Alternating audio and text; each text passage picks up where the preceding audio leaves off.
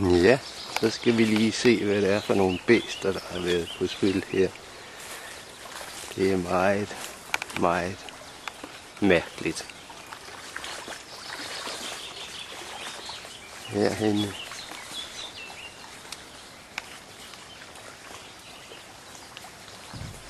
Her har vi et birketræ. Diameter 15-20 cm. Afgnævet spunder på jorden.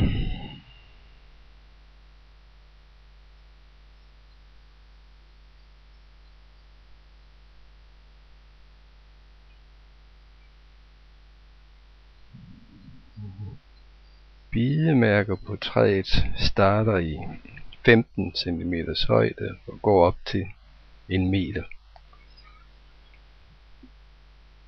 Tandmærkerne efter dyret ser ud til at være cirka 4-5 mm brede.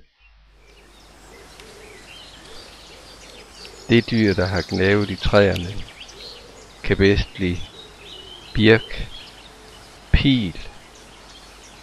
Det kan man se på adskillige bidemærker på træerne i området.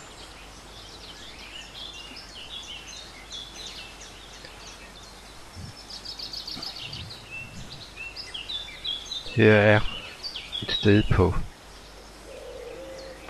søbredden, hvor mosset er gået ud. Her har ligget et dyr, som har lavet en veksel ned til søen, netop på det sted, hvor afgnævningerne er størst.